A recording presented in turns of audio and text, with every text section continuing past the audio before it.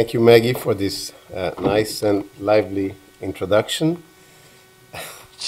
And thank to the organizers. In particular, I would like to thank Ambassador Barras, Consul General of Switzerland, and Mrs. Scharf for really making a major contribution to put all this together. And in fact, before I go to the heart of the subject, I should place in the general context of what is going on over the next few days under the sponsorship of the Consulate General of Switzerland. This is, I think you had it on the very first slide. It's a series of events called Geneva Meets New York. And the general idea is that to present during this week or 10 days ideas that were born in Geneva, some also in Lausanne, near Geneva, and who are relevant to the culture and to the political scene, sociology of New York. And so the idea is to bring these ideas from Geneva and put them for discussion here in New York. And it turns out that some of these ideas are relevant to the topic of tonight. So the Geneva Meets New York is part of this thrust of the Consulate General Think Swiss, and it's, as Maggie mentioned, organized also in partnership with the Neuropsychoanalysis Foundation, and I'm pleased to say a hello to Mark Soms, a good friend, and who's really the founder of this very important foundation, which really has played a major role in kind of reconciling two, as Freud himself said, two beasts, a whale and a polar bear. And he said that, trying to bring this together is like trying to produce an intercourse between a whale and a polar bear. But well, we're trying to do this tonight, and also the Agalma Foundation, which François and myself are quite involved in Geneva. And this foundation aims at creating a space for reflection between psychoanalysis, science, art, culture, and society, and also to promote research projects in the field of neuroscience and psychoanalysis. So, as Maggie said, we actually, François and I have been working together now for several years. We wrote two books, and we have tried in our own way to create this dialogue, or to reactivate this dialogue between neuroscience and psychoanalysis. And just to prepare you to the rest of the lecture, in fact, François and I alternate at the podium. So you will hear me for a while, and then François, and then I come back. So it's also a good way to keep the audience awake. The first, sorry? The first point, of course, when one wants to discuss this issue of neuroscience and psychoanalysis is to say a few words about the core of the issue here, which is what is the unconscious, and in particular the Freudian unconscious. And I will let François talk about this. Yes, okay. Thank you, Pierre, and thank you for the invitation. I am an European, it's true, and you said that we were Europeans, but I am a French-speaking psychoanalyst, French-style European, and speaking in the middle of the night at 2 a.m., it's something like a nightmare, but I hope it will be possible. And perhaps it is a dream, a nice dream, we will see. And I have first introduced the question of our talk. Our talk is about Freudian unconscious. For us, Freudian unconscious, we will discuss that farther in the talk, Freudian unconscious is different from cognitive unconscious. Freudian unconscious is another thing than non-conscious process. We can say that perhaps cognitive unconscious is non-conscious, only non-conscious, subliminal in psychic life. And for us, we need to have a specific definition of Freudian unconscious. And first, the problem is that Freudian unconscious for Freud, and perhaps also today for psychoanalysis, still today, it was an hypothesis. It was not really proved. It is an hypothesis revealed indirectly by some types of clinical formations. For example, slip of the tongue, for example, parapraxis, for example, forgetting words, or also dreams. And Mark Solms worked a lot about the subject of dreams. And also neurotic symptoms like phobia, like obsessions. And the roots of these kinds of expression of unconscious life is in an illogic logic, if you agree with its paradoxal formulation, an illogic logic, which is that one of primary process. Primary process, in the definition of Freud, is characterized by adimensionality, timeless. The process of unconscious is timeless. Without time, it's without dimension of space, without negation, without contradiction. And we think it is important to introduce the question of adimensionality within the research of neuroscience. We can say that there are two modes of functioning, of brain functioning. One mode is linear, with contradiction, with negation, with opposition, with space, with time, and the other one is adimensional, without all these characteristics. Today, neuroscience, I think, or Pierre will precise, are studying in clinical research more the process of consciousness, the process of with this secondary process that Freud defined, which is characterized by the logic of the thinking. And it is important for us to study the other brain functioning, and this other brain functioning is characterized by this illogic logic and is in the center of the dimension of the dynamic unconscious. Our talk is about the Freudian unconscious between neuroscience and psychoanalysis. And perhaps it's important to know how to think about Freudian unconscious today. It is a dynamic unconscious, but our purpose is not to prove the unconscious through neurosciences, but mainly to introduce in neurosciences the questions brought by the hypothesis of unconscious. And we will propose different topics to discuss this kind of question. What is the method of dialogue between neuroscience and psychoanalysis? What is the method we can use? And perhaps it's important also for you, for the hearing of our conference.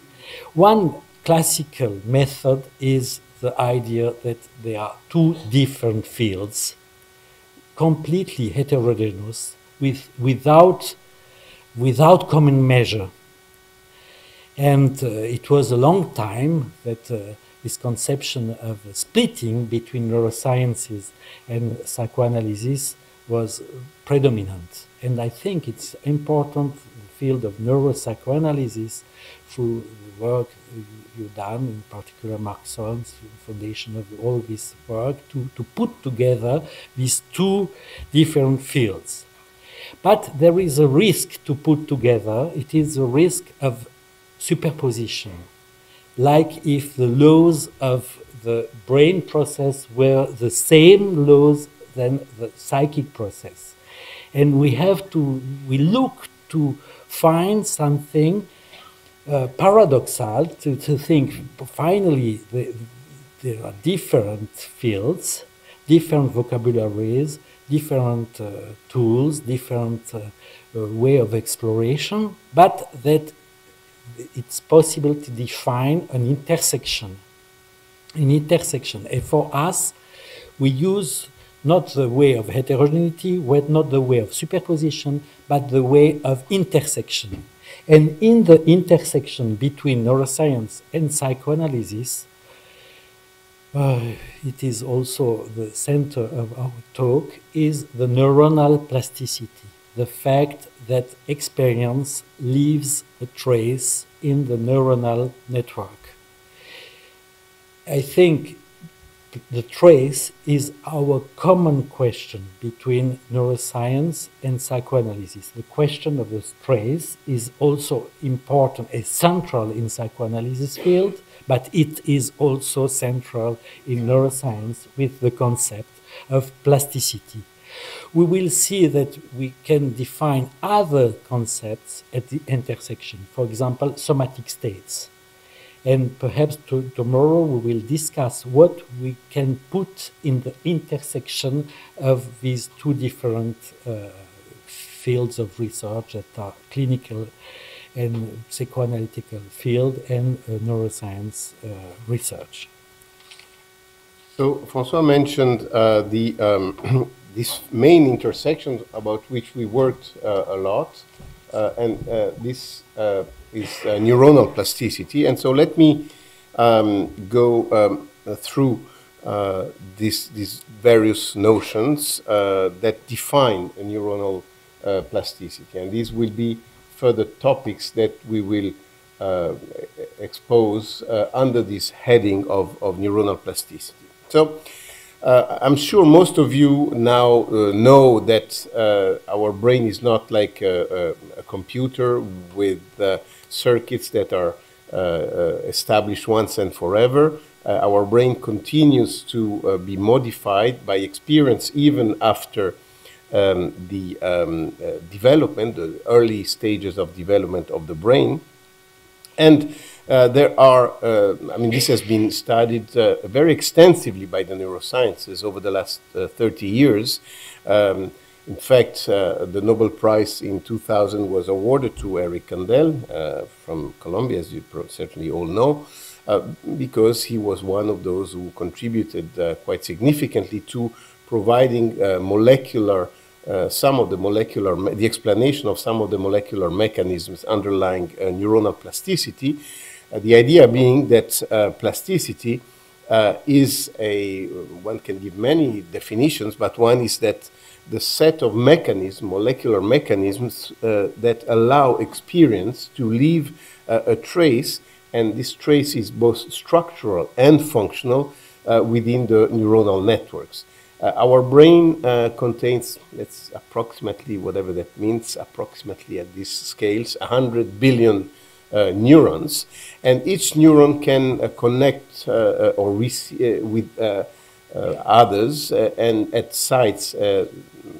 I'm sure this is very obvious for all the neuroscientists, so I'm nevertheless giving some facts for the non-neuroscientists. Neurons communicate at the level of synapses. That's where they exchange information. Well, essentially, each neuron, on average, can have up to 10,000 synapses on it, meaning that overall the brain has 10 to the 15th sites where information is transferred between neurons. Well, the degree of information transfer at these synapses is not set once and forever. It's not a binary process. There are synapses that can become more efficient they are facilitated. There are others that are become less efficient. They are depressed, nothing to do with clinical depression, but that's the term that is used. So the degree of information transfer changes, and as a general, it's more complicated than that, but as a general first approximation, synapses that are engaged in a certain type of learning become facilitated. And a large number of molecular mechanisms that underlie this facilitation are now being discovered, and it's really one of the most active fields in neuroscience to study the molecular mechanisms of learning and memory and of plasticity in general. So some just highlights of these elements that allow neuronal plasticity or that derive from neuronal plasticity is, for example, the fact that in circuits that are engaged in learning, for example, the architecture of the synapses, of the contacts between neurons, can be modified. For example, there are more contacts that can be created within a circuit following an experience that leads to a trace. So when one, in a way, says that the experience leaves a trace in the neuronal network, is not only just a poetic view, but it's a real change. At the very fine level of the synapses, there is a trace that something has happened. The functional counterpart of this is that the exchange of information, as I mentioned earlier, is improved. There is an increase in synaptic efficacy and these structural rearrangements. Now, of course, I could spend the next few hours going over the various mechanisms of plasticity, but just keep, this notion that changes in the efficacy and in the structure of synapses are at the basis of the trace that is left by a given experience. And this goes on throughout life. It's not something that is limited in early childhood. It goes on throughout life. There is another quite important mechanism of plasticity that is being also studied very actively, and this is the idea that actually our brain can produce new neurons, something that was completely non-dogmatic about 10 or 15 years ago. This process is called neurogenesis, and so we know that throughout life, new neurons continue to be formed. Now the big question is to better understand how these new neurons connect with the other neurons, but they're certainly also involved or contribute to these mechanisms of plasticity, learning, and memory. Now, another important point to underline is that the naive view would be that possibly one or two synapses would be carrying the information of a given experience. That memory would be of a given experience would be stored in one synapse. Well, this is obviously not the case. A second point to really establish clearly for the rest of the discussion is, in fact, that external reality, the experience, actually modifies the efficacy of synapses in a distributed assembly of synapses. They're called neuronal assemblies, for example, that actually encode the experience. This is not fully understood yet, but the important notion that we're talking at something that is not localized as a single synapse, the process of memory, but we're talking about something that is distributed. And I'm providing this general introduction about plasticity, learning, and memory to introduce then the notion that these very mechanisms, with some subtleties which I will expose in a moment, are actually those that have been initially studied for learning and memory, but they can also apply to the establishment of an unconscious trace, an unconscious life, and that's what we will obviously discuss in more detail. So keep in mind this idea of assemblies. Essentially, these are groups of neurons which maintain strong synaptic connections through the mechanisms of plasticity. They have a high probability of being active simultaneously. In fact, if you go to the last line, this is a nice formula that was crafted by Donald Hebb, one of the founders of these notions about plasticity. Was more of a theoretician, and Kandel and others have provided the experimental basis for his theory. But what he said is that neurons which fire together wire together. So whenever a set of neurons and of synapses are activated during an experience that will leave a trace, well, the probability that these neurons will be again active together and somehow reproduce, with many quotes, the experience is very high. So they have a high probability of firing simultaneously. That these assemblies can code, in a way, encode for an experience or an object.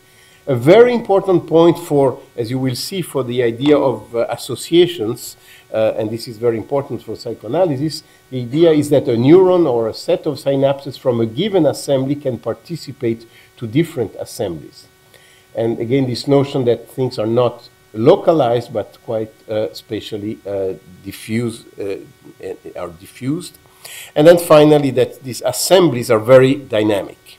And essentially, throughout life, there are rearrangements in these assemblies that really are active throughout life, as I said. So, very simplified, the idea is that we have a perception, an experience, that there is this kind of mapping through the mechanism of plasticity. Synapses in these circuits become facilitated. They constitute these neuronal assemblies. We can call them traces. And from a mental point of view, these are representation of something.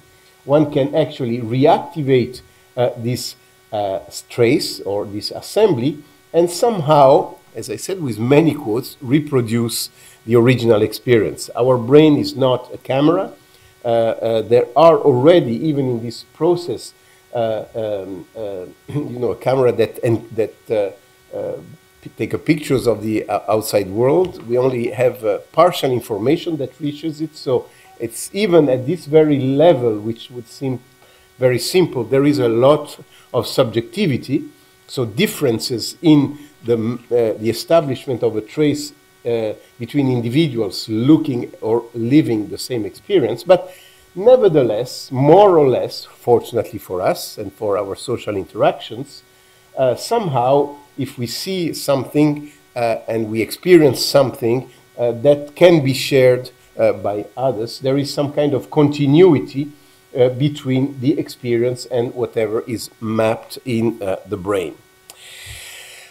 However, there are mechanisms that contribute to the association of traces. And this is the set of experimental evidences that show what happens to a trace once it has been established through the mechanisms of plasticity has been in particular studied by Christine Alberini, who is here, Yadin Dudai, a colleague from Israel, Joe Ledoux here in New York.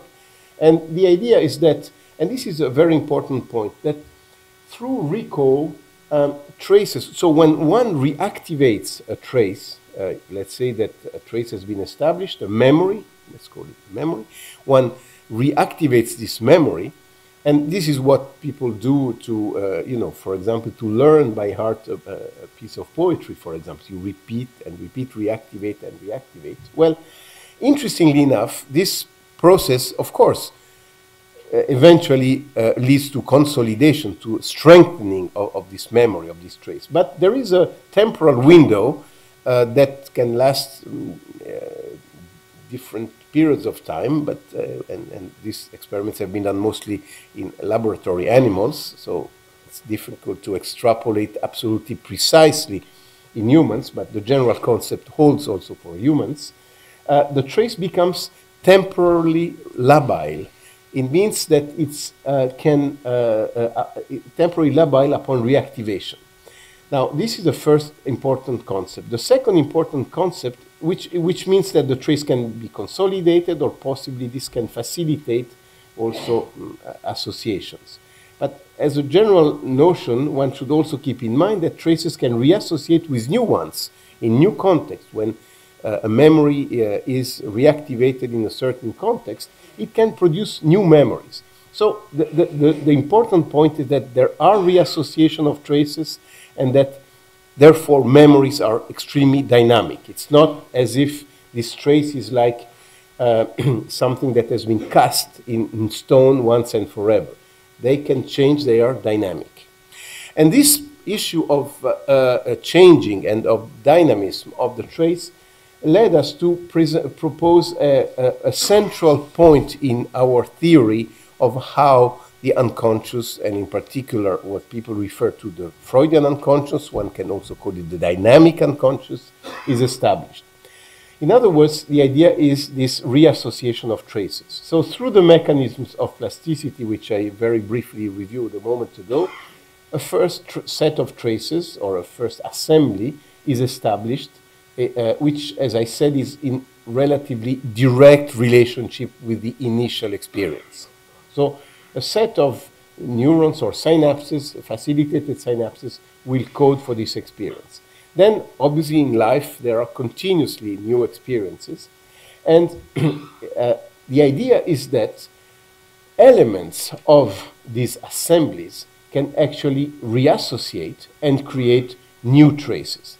And here comes a very important concept for the dynamic unconscious, or for the establishment of a non-conscious, an unconscious life, is that there is a discontinuity that is created. I know this is not an easy concept, but I can really contrast the continuity between experience and the first traces, and then a discontinuity between experience and these newly formed traces. Because indeed, these new traces have been formed based on the initial building blocks of the initial traces. But this reassociation, this reshuffling, creates something that is no longer in direct relationship with the initial experience, and hence the notion that this can be entering or contributing to establishing an unconscious memory, if you want. So there is a paradox here, and I let François talk about it. Yes, I want to insist about the paradigm shift of plasticity. We can say perhaps that before we had classically an opposition between psychic causality and an organic causality. And we have a movement between, in the time, it was in one time the organic causality was predominant, and in another time it is the psychic causality, and it depends on different factors, cultural, ideological, social, I don't know. And with the plasticity, we can say that we have a revolution, a scientific revolution, in the sense of Kuhn, scientific revolution, because with plasticity we have the fact that experience leaves a trace in the neuronal network. Experience as a psychic causality will modify the neuronal network.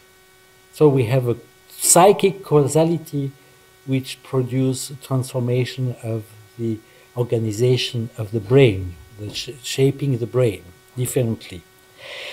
And I think we have two paradoxes now in our talk. One paradox of the plasticity is the question of uniqueness. If we admit that the experience leaves a trace in the neuronal network, we have all different experiences. Contingency will transform the neuronal network, creating each one different from the other, creating the uniqueness. Universal biological mechanisms are opening to the creation of the unique. This is one first paradox. And the second paradox, which is perhaps difficult to understand, is discontinuity. The inscription of experience as a trace is a concept of continuity. The trace leaves the experience leaves a trace. There is a continuity. But after we have seen, for different mechanisms, there are reassociations of traces, creating new traces. And through this mechanism, which is very important in the psychoanalytic practice, when we are speaking, when we recall memories, and we are perhaps creating new memories from part of the old memories and from present situations. And it's a dynamic memory, which is also a dynamic unconscious. And the inscription of experience as a trace and the reassociation of traces through a mechanism which is based on continuity create a discontinuity, separate from the initial experiences. And this is perhaps the translation of our book. Our book in French was "To each one his own brain," à chacun son cerveau. And they translated in English, "Biology of Freedom." The question, but it is interesting to discuss it, because the question of singularity, the uniqueness, the creation of the uniqueness is one thing. The freedom is another thing.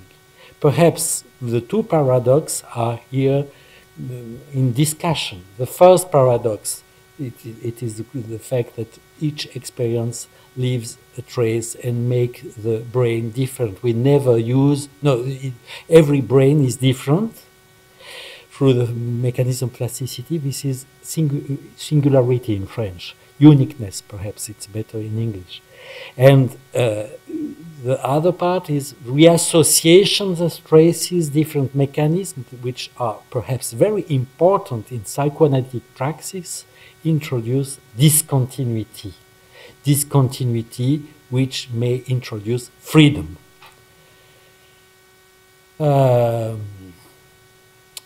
Okay, so we can return to the question of unconscious. There are two hypotheses we can make. One is that it's possible that there are direct unconscious inscription of traces. But for psychoanalysts who are here, it's a difficult question. It's more the cognitive unconscious, which is directly inscribed as unconscious traces. And we are another mechanism of creation of unconscious, which is reassociation of traces. And not all is through traces. And we will come to the second point of our talk, the second point about somatic markers. One trace is not only one trace in the brain. It's also the state of the body and the somatic markers which are associated to traces. And Pierre will introduce now the biology of the somatic states and interoception. So let's go back to this original scheme, perception, experience, let's call it P.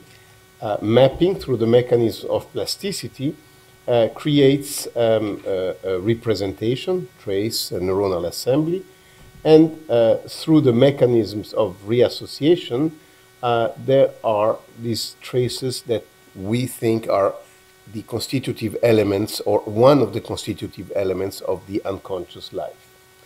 But perceptions are rarely neutral.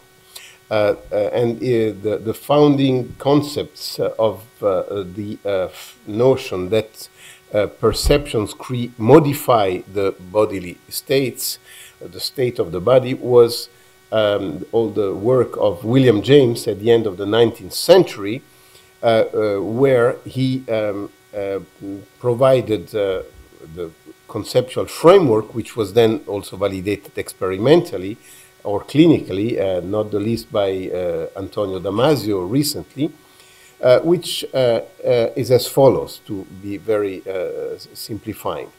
And let's take a very particular perception, one that generates fear, an emotion of fear. Let's say something dangerous comes to you, a very aggressive dog, for example. Well, you have a perception, but at the same time, your body state will change. The heart rate increases, you have a dilation of the pupils, you start sweating, and so on and so forth.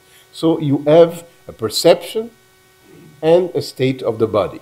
Now, according to James, again, I'm sure many of you may know this, the emotion fear comes from the association of a certain bodily state with a certain perception. The idea is that perceptions would be neutral per se, but it gets its emotional content because it is associated with a given state.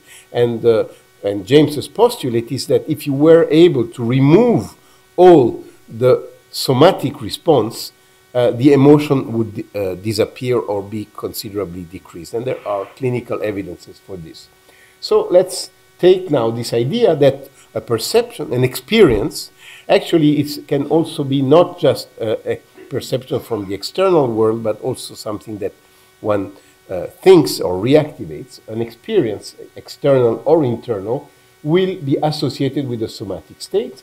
And so the idea is that this state of the body is also perceived by the brain, and that a trace of it is established, and this trace follows the reassociation process, and therefore, much like there is in the conscious life, so again, try to think of something very unpleasant, you will feel something in your body. I always tell the student, think of me the day of the exam, you see my face, you feel uncomfortable. Just by thinking about this. Well, it's the same, you can do it anytime. But it's not only something conscious, but also the idea that we propose is that the reassociated traces which constitute or contribute to the establishment of the unconscious life are also labeled, tagged by a certain somatic state. So this notion, keep in mind this R for representation and S, the idea being that essentially each experience is established with an representation and an associated somatic state. Now the question, and I will not spend too much time on this, are there circuits in the brain, is there a biological basis for this association between a representation or an experience that generates a representation and a bodily state? Well, there are probably several, but certainly one that has been extremely well studied is represented in this part of the brain, which is called the amygdala, which is the internal face of the temporal lobe. It's a relatively complex area, and there is here actually in the room a former student of mine, Anushka Pickenhagen, who worked a lot on the amygdala and did a lot of electrophysiological recordings. But essentially, to be very simple, this part of the amygdala received essentially all sensory modalities. So the visual stimulation eventually gets there, hearing, auditory stimulation eventually gets there. So this part of the amygdala receives at some point an information from the outside. And then there are various circuits here, and this other part of the amygdala, the central nucleus, projects to parts of the brain, particularly deep in the brainstem or in other parts of the brain, that will modify the state of the body, either through the neuroendocrine system or through the autonomic nervous system. So, in fact, the amygdala is a transducer. From the external world, it will generate a certain internal state. It will modify the state of the body.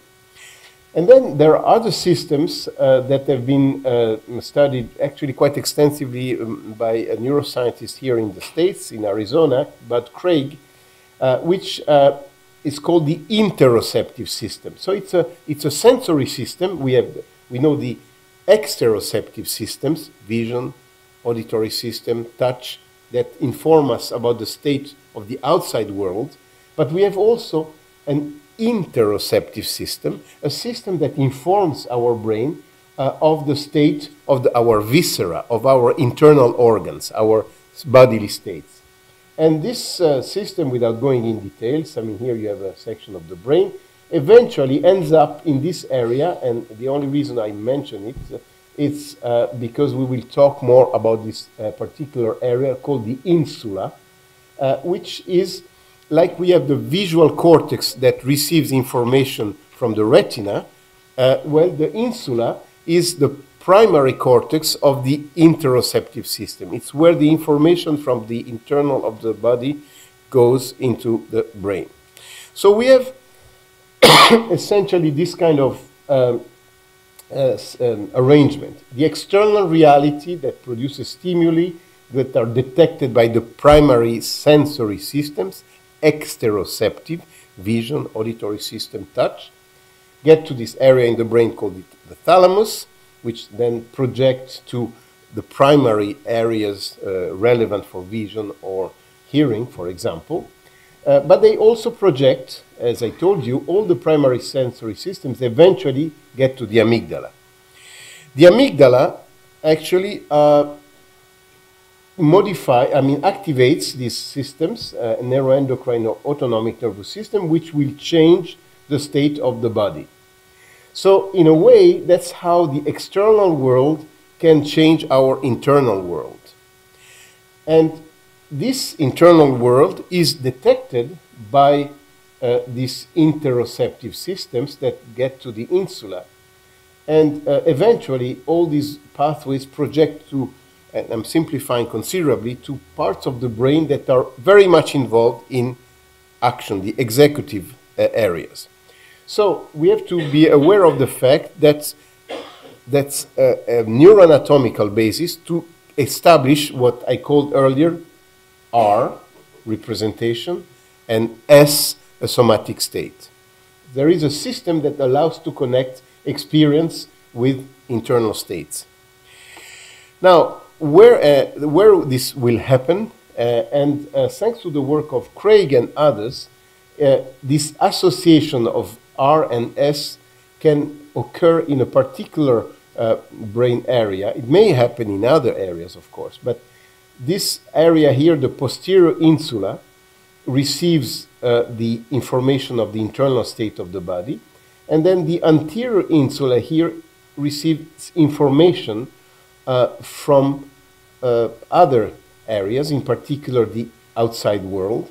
And so the representation R of this outside world and the representation S of the internal world get associated, and from here, and I will elaborate later on this process, provide information to a part of the brain which is the motor part of the emotional brain, of the limbic system. I didn't use the term limbic system, but all these aspects of emotion are related to this. And so we have here a central issue, a central area, if you wish, whereby R and S are connected and are involved in producing an action. And now, of course, the important point here is to keep in mind that through the mechanisms of reassociation, this can occur in a non-conscious manner. So I will now move a bit further on the next step. I don't know if, François, you want to comment on this point. Okay, so let's move to the, what I told you up to now is that through the mechanism of plasticity, representations are created. Some of them can become unconscious through the mechanisms of reassociation, and that these representations are tagged with a certain somatic state, with a certain state of the body. And this is very important for the psychoanalytical practice and theory, and François will elaborate on this. And it's particularly important for one central element of the psychoanalytical theory, which is actually very biological, very physiological. If there is a concept in psychoanalysis which is very physiological, is the concept of drive. I'm sure that it's a term that you don't need to be a psychoanalyst to know what you mean for drive. It's something that is in the everyday's life. It's this pressure to produce an action. It's one of the ways of defining the drive. So again, you find this R, so we have established a trace of certain experiences. Again, I'm not repeating it every time. Let's talk about now of the reassociated traces which establish the unconscious. And this R is associated with a certain somatic state. Now, the idea, and this is very physiological, you can imagine that this state of the body is actually departing the body from its physiological equilibrium. So there will be a drive, that's exactly the term, to reestablish a equilibrium, a homeostasis, because that's the physiology. That's why I say it's very physiological. So the idea is that, let's first take something that is purely somatic. You eat a very big meal, a lot of sugar, your sugar goes up in the blood, so you are departing from the physiological state, where there are mechanisms that allow your pancreas to produce insulin to reestablish your normal blood glucose level. So you reestablish homeostasis, but this is a purely somatic process. Now, let's take a state of the body that was generated or is associated with a particular experience. Now, because this somatic state is not purely somatic, but it has a, let's call it, mental counterpart, it is associated with a certain representation, the idea of drive, and Freud himself was defining the drive as something that is at the frontier between the somatic and the psychic, the mental. Well, this tension between, or this association of a somatic state with a representation means that in order to reestablish the balance, the equilibrium of the somatic state, you will have to enact something that is related to this representation and reestablish this equilibrium. Actually, Freud was talking about, well, drive per se is Drang, but he was also talking about Lebensnot, vital necessity. The drive that is important in action, really it's a life necessity in a way, Lebensnot. But it is a critical physiological mechanism to establish equilibrium or homeostatic equilibrium of the body. Now, how this whole process has something to do with a mental state or an action?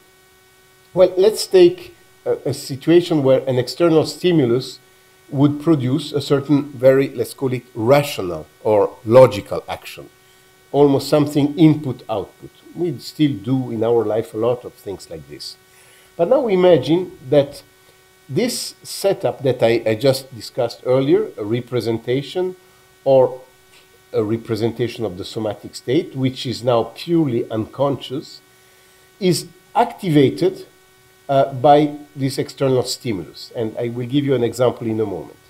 Well, then this homeostatic drive enters into the scene and will modify or perturb the logical course of this action and produce something that sometimes surprises us. Why do we do certain things? We don't understand. We say, why did I do this? It's not logical. I'm stupid. We can say many things. But one of the ideas here, coming from the psychoanalysis, but now correlated with the physiological approach, is that from the unconscious emerges this drive that is defined, as I said a moment ago. Now, imagine, I give you a very simple example. A study was carried out with former drug addicts, people who had been out of the drug for a while. Well, you present to these people a video of something that has to do with the drug. And it's something could even be neutral, just a telephone booth from where they were calling their drug dealer. Well, these people can eventually have a withdrawal syndrome under those conditions. So something that is purely mental, a representation, can trigger a somatic state that then pushes toward a certain action. Now, this is a simplification. It's a very almost cognitive thing. It's not directly related to necessarily the Freudian unconscious. But the idea would be the same, that there is something that emerges from the unconscious life that brings together representation and the somatic state, which then enters into your conscious life and modifies a certain behavior. It's a symptom. In a clinical terminology, it would be a symptom. Okay, I let François for a while. Well, to summarize, we have two important central concepts in psychoanalysis. One is unconscious, the other one is drive.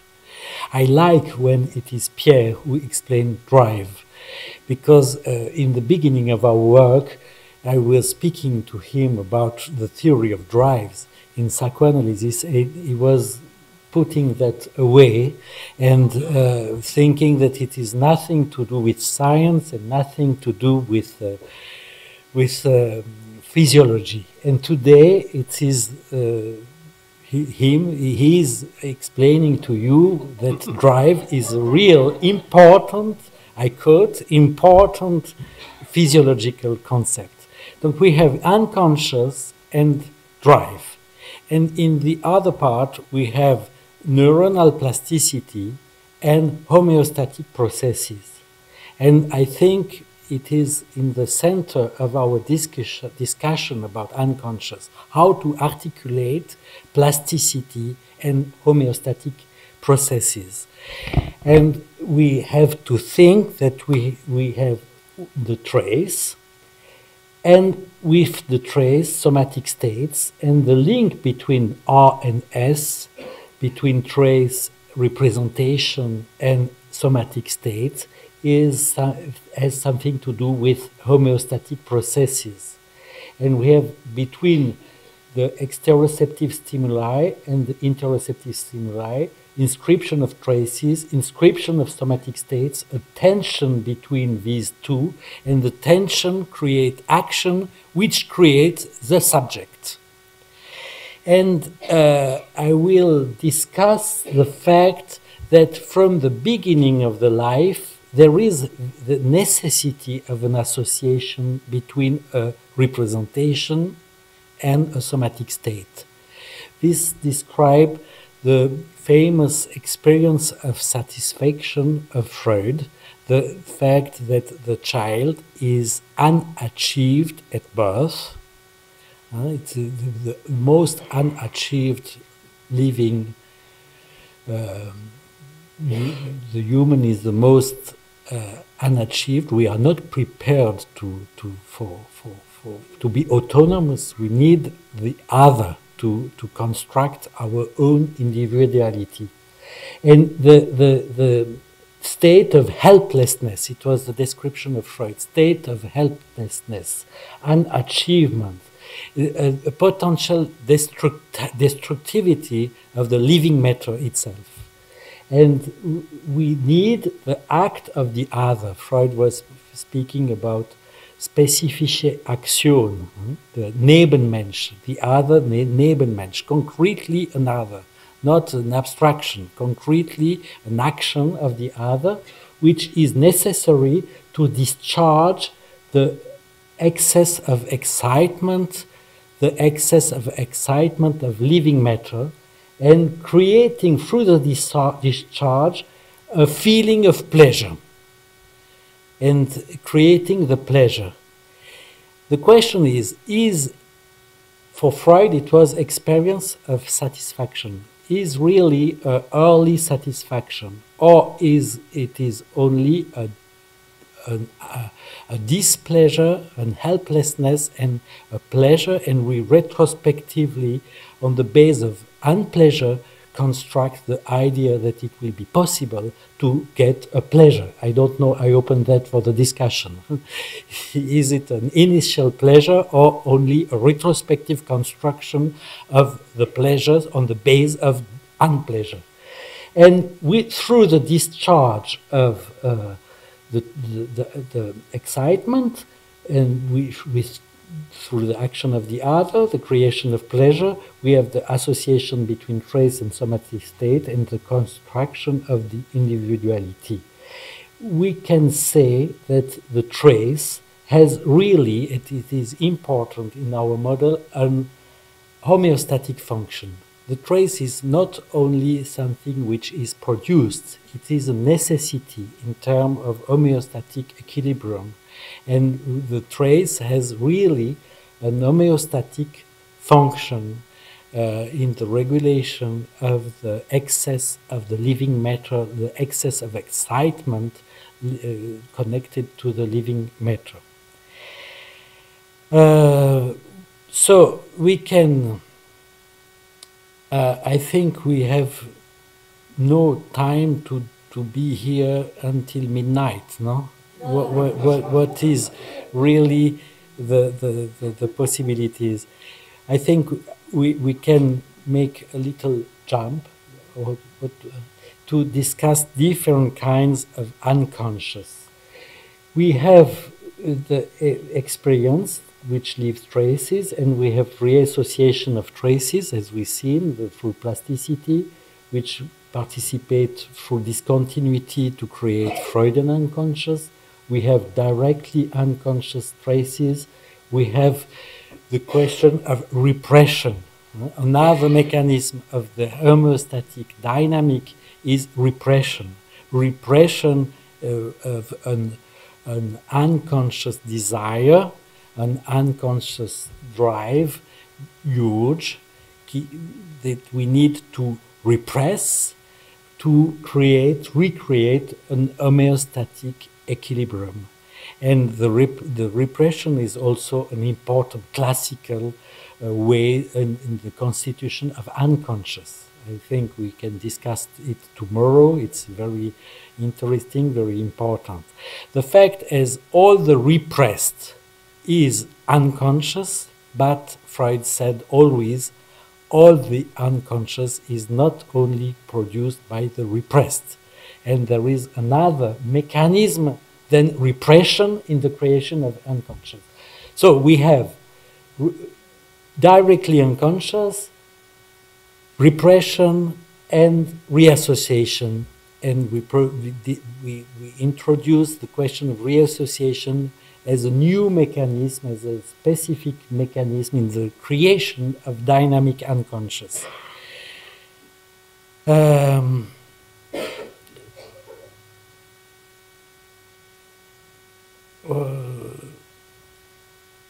am looking for...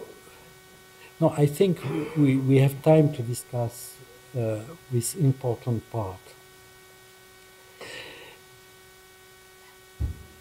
5 minutes, 10 minutes. Okay, we will do 5 minutes on beyond the pleasure principle and 5 minutes about determinism. The 5 minutes about beyond the pleasure principle is an important discussion in our symposium for these 2 days, because all the description of Pierre about plasticity, homeostatic processes introduce the vision of something very physiologic.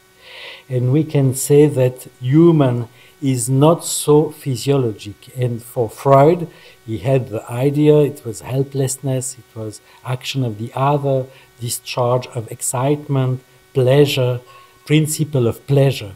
In one time he thought it was sufficient to think and to analyze the life process through the principle of pleasure. After, through the evidence of clinical work, the principle of pleasure is more for him the principle of not to be too much in unpleasure. And it was more, it's a different conception. But finally, he discussed the fact that if we have a physiology of the brain, if there is no illness, all is done for homeostatic regulations. And in clinic, we can see that people are unhappy. They are also in satisfaction, in dissatisfaction. They have pleasure in the fact of unpleasure. And we are introduced to the question from where come this strange phenomena of the beyond the pleasure principle. For Freud, beyond the pleasure principle in German is Jenseits. Jenseits, the Lustprinzip. Jenseits is the other, like a river. You have two banks of the river, and when you have pleasure, you introduce also a system of unpleasure. And I think I will give the talk to Pierre. It is important to discuss if there is a biological mechanism for the phenomena of beyond the pleasure principle. A biological mechanism which explain the failure of homeostatic process in human beings.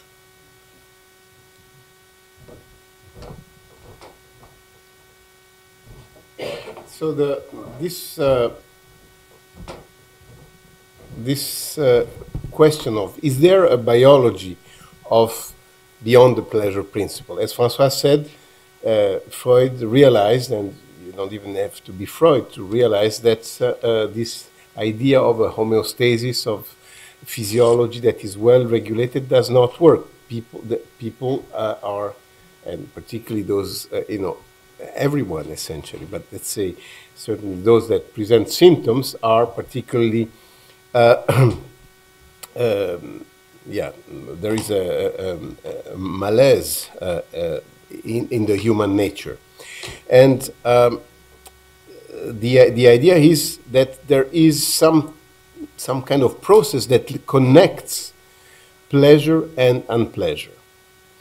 And I will take another analogy with addiction, that it's a hypothesis and it's really here for discussion, but it was actually formulated initially by two colleagues, a French and an American, Michel Lemoal and George Koob, who are really excellent specialists about the neurobiology of addiction, to explain why the basis, the mechanisms involved with addiction. And actually they took their basis for their elaboration from a psychological theory known as the opponent process theory.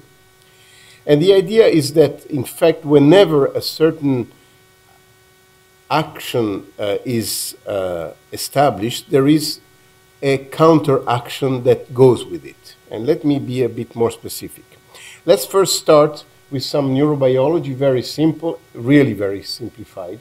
But there are a number of neurotransmitters in the brain, but some have this particular arrangement where they have their cell bodies of the neurons that contain them here in deeper brain structures of the brain, and then they project diffusely in different areas and are associated with certain behaviors. And as I said, I'm simplifying, but one of these neurotransmitters, dopamine, and a certain pathway of the dopaminergic system is associated with reward. It's a sort of reward system. The definition is not absolutely precise, but for the discussion now, let's keep this.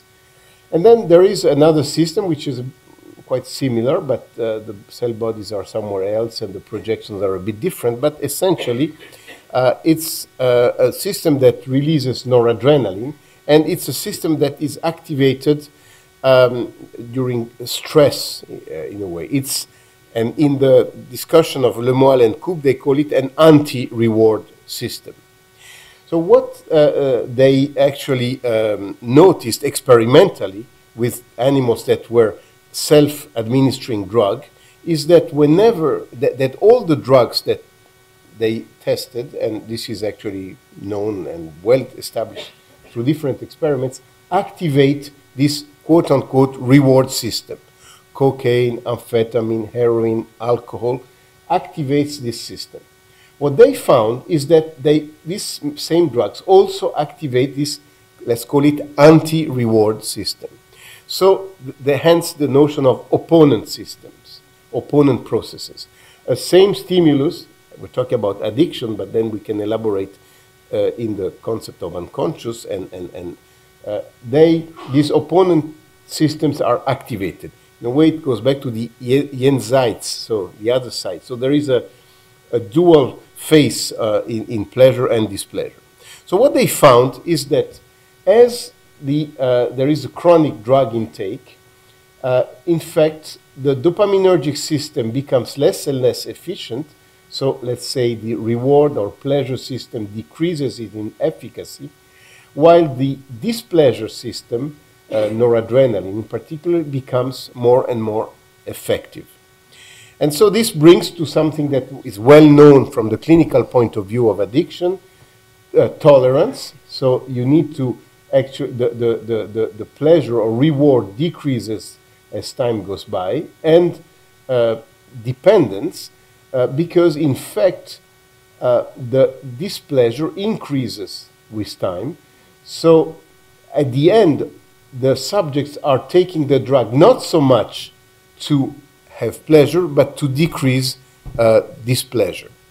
And this is, if now you transform or transpose this notion of opponent process to a psychological context, a psychoanalytical concept, you can say that people are having actions that, in a way, are supposed to bring pleasure, but less and less, and yet these actions produce displeasure, and hence this failure of the pleasure principle.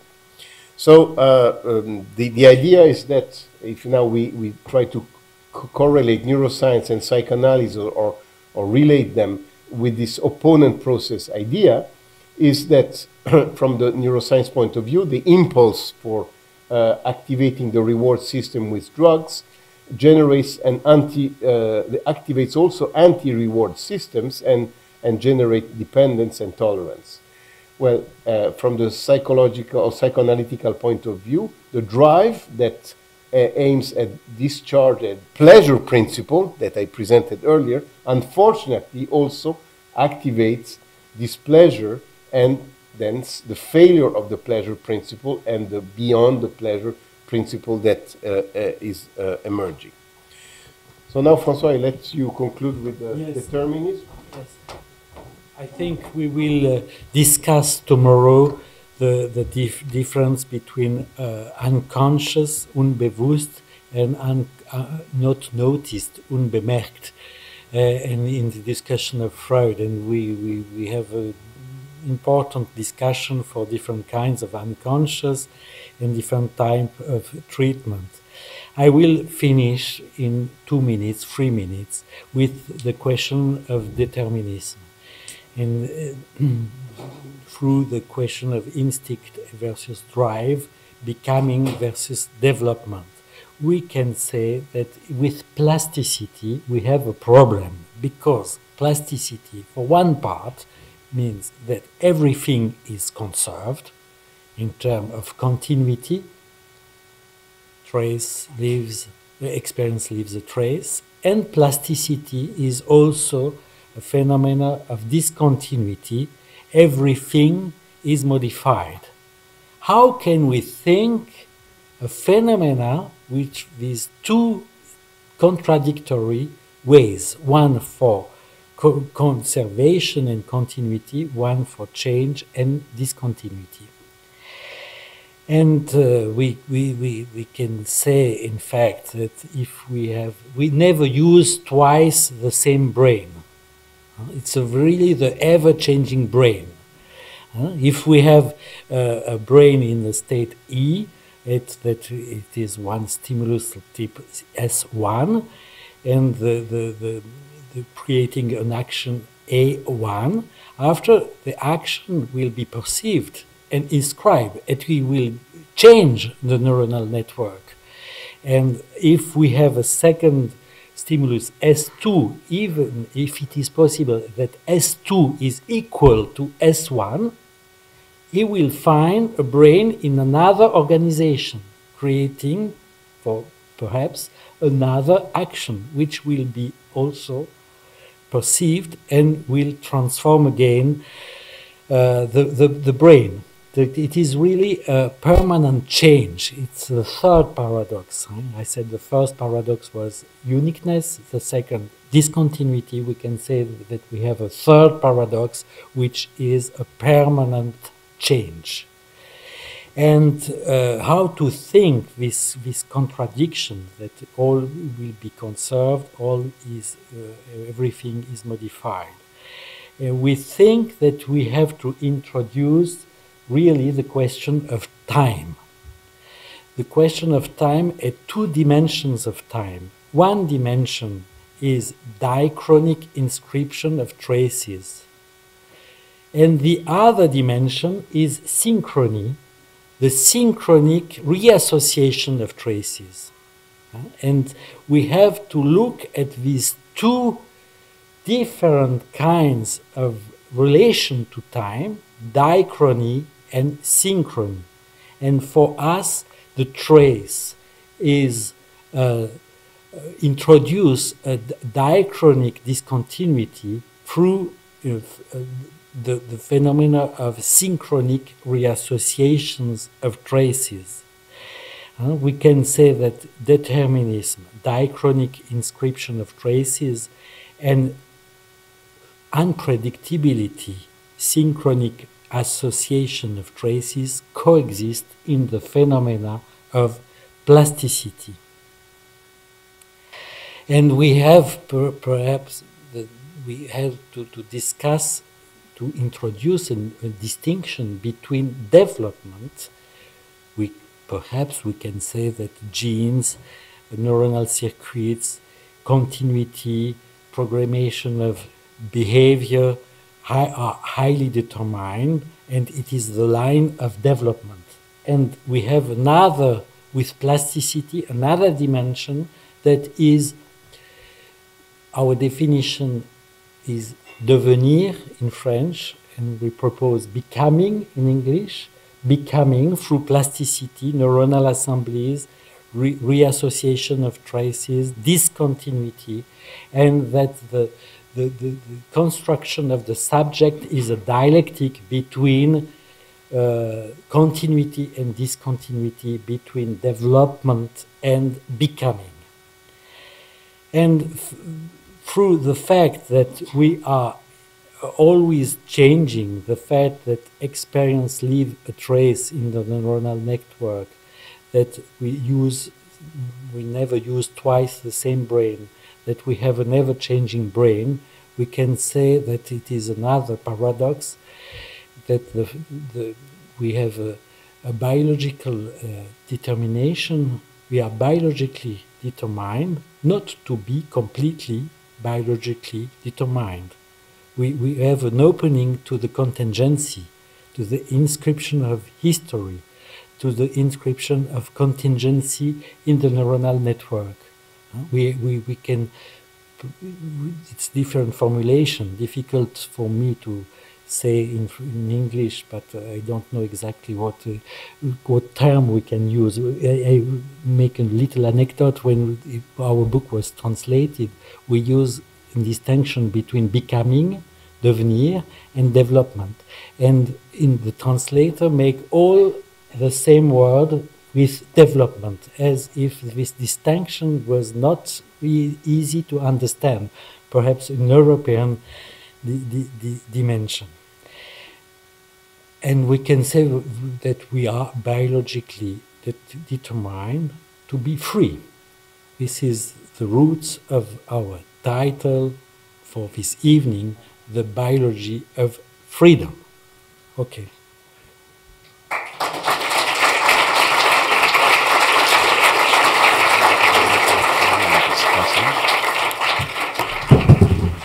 And I would like to discuss the lectures of last night.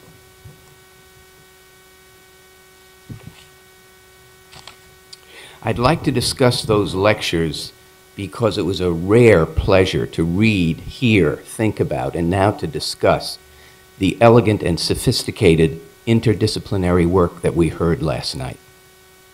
We were witness to a true dialogue of an outstanding psychoanalyst and an outstanding neuroscientist, and the result is awesome and admirable because they looked for correlations in theory and in evidence for the relationship of mind to brain. And they brought to this work a sophisticated understanding of psychoanalytic mind, which purports to be a description of complexity of mind. The advantages to their model: they have the most sophisticated model of neurological function because they have the most sophisticated model of mind. And it shows what can be done when a psychoanalyst and a neuroscientist work together. The model is based on Freud, and it uses mind to understand brain by using psychoanalysis to understand brain, and I will argue later in the discussion that that's crucial actually for neurology, not just for analysis. They used a technique which is called in interdisciplinary work linkage. They looked for terms and concepts that are the same or very closely the same in the two different fields. Association and reassociation, they correctly identified as a crucial linkage point. And it's crucial not just because it's the same, but because it's a crucial factor in the developmental models, both of analysis and of neurology, the neurological development of the brain. So it provides a next step, which is a real wow, and that is their neurological model for both determinism and singularity, for both stability and change. And that is a real big wow. It gives a more complex view of homeostasis based on modern biology and physics and analysis, the homeostasis of tensions, not just of structures. Pleasure plus displeasure, and that's a really big wow. The concept of plasticity leads to novelty and singularity, to uniqueness and to structure. It's the idea of a biological lack of determinism within the context of biological determinism, nature plus nurture, the biology of the experiential.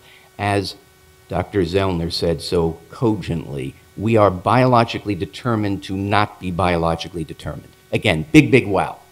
Because it gets away from the structures, intellectual structures that have inhibited a knowledge of complexity that the 20th century was so terrific at. Well, it's all about behavior, it's not about the mind. That's all of behavioral psychology. Plasticity biologically bases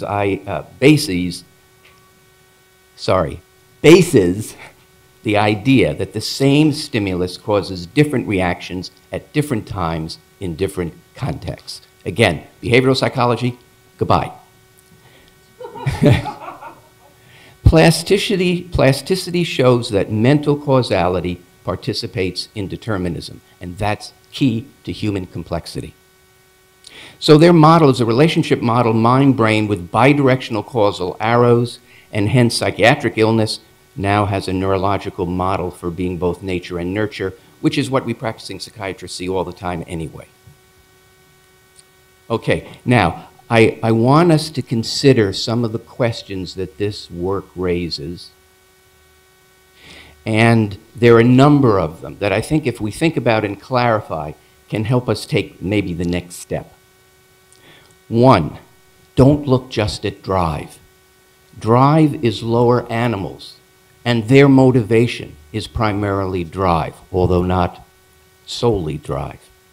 In human beings, we talk about motivation. Why?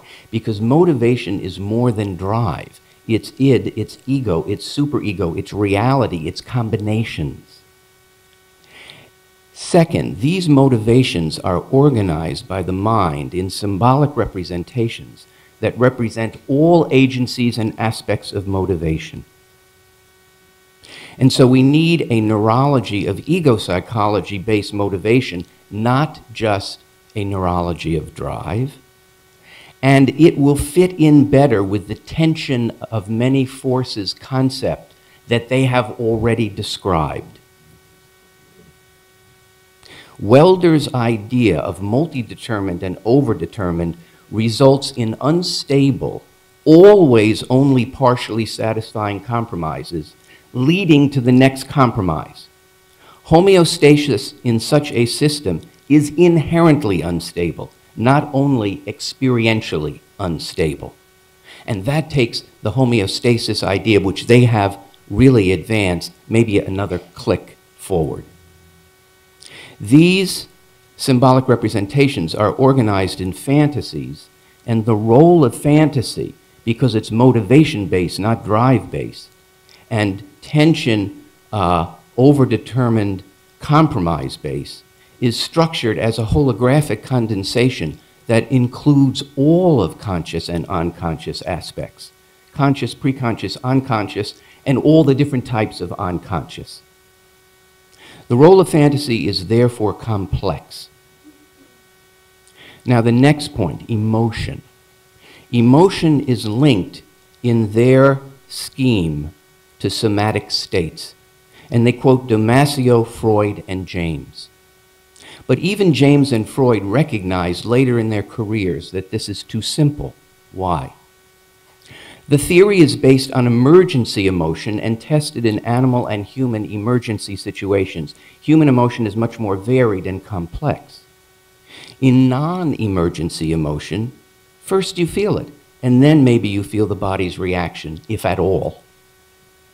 When you do feel the body, it is often ambiguous at worst and concrete at best. And that's because the mind is a much more complex information processor than the body, and we need the neurology of that. So the major problem with the somatic marker that gives emotional meaning is how does the relevant somatic marker know to be activated? That which is to be activated to give meaning can't be activated except by meaning. And so the first association is an association of meaning. This means that in the beginning there is not only a body ego, and this is especially true in the advanced state. In the beginning there's a cognitive ego, an emotional ego, an aesthetic ego. And modern neurology research with babies has shown that when the baby in utero, just before birth, is read the Constitution by mom, after birth, 2 nipples, one rough, one smooth, so the baby can tell the difference between the two. The rough nipple, which you think would be the less aesthetically pleasing, gets mom reading the Constitution. The smooth nipple gets stranger reading the Constitution. They go for mom. Somatic marker is therefore a neurology of the body, not of the mind, and that is a problem ultimately, I think, for the neurology of the mind. As Hebb said, neurons that fire together wire together, but what makes them fire together? That which makes them fire together we call mind. Similarly, discontinuity is due to meaning. Meaning isn't due to discontinuity. And the sum of all of this is the subtle insertion, without our realizing it, of a reductive causal arrow that brain causes mind. And we hear it in the tension between the somatic marker and action creates the subject. No, the subject creates the discontinuity. And it's so hard to keep a hold of that in brain-mind relationships because it's always bidirectional, it's always chicken and egg. Now again, our common understanding of science is wrong. When we say, oh, the sun rose at 6 a.m. today, we're wrong. We're reversing the arrow. When the sun rose, it was 6 a.m. And that's because time is rooted in the sun. The sun isn't rooted in time. So this reflects itself actually neurologically and structurally in that the point-to-point representation of the body on the cortex is not the same meaning of representation in psychoanalysis. Psychoanalytic representation is complex representation of condensations of meaning, and therefore it must be widely distributed, as Freud said. Meaning is widely distributed. Now that was another exciting thing we heard last night, because their model preserves that idea. But widely distributed, let's take it one step further. Widely distributed means that meaning isn't just about lobules and their functions, but about integrations and their results. This means that the human brain is especially about the result, not the parts, because the mind is especially about processes, not contents.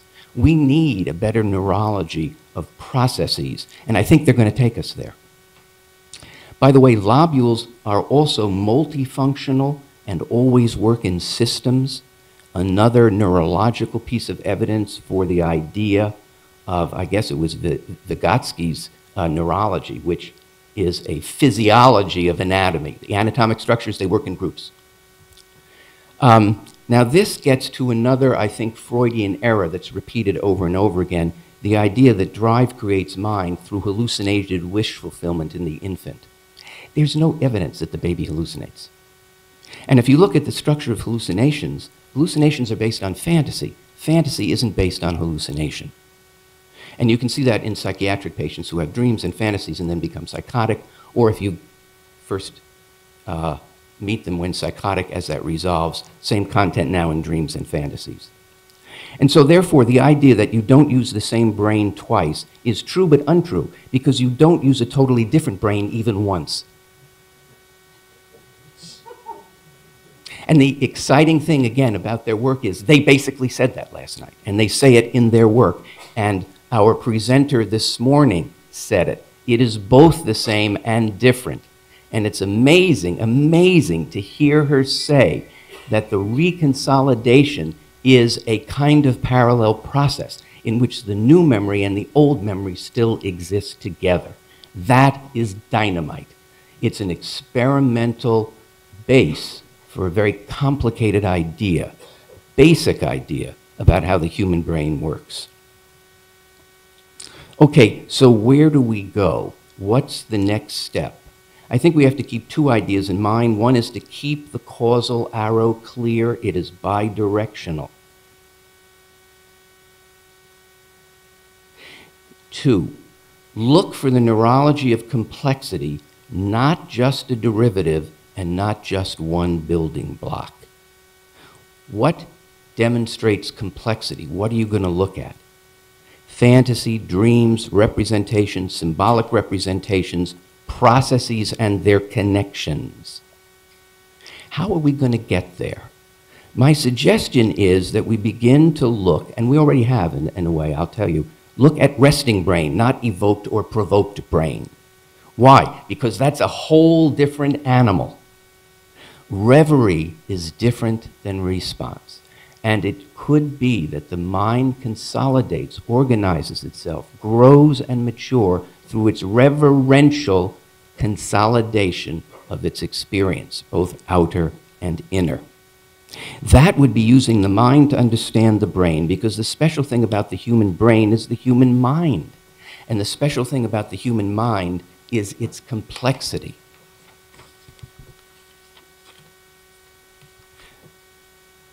We can use this idea to pick our imaging targets.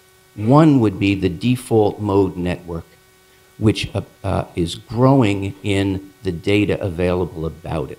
And it came about because imaging of task turns out you have to subtract the resting state. Because the resting state is different in everybody, and it will foul up the commonalities of task tracking if you don't subtract it.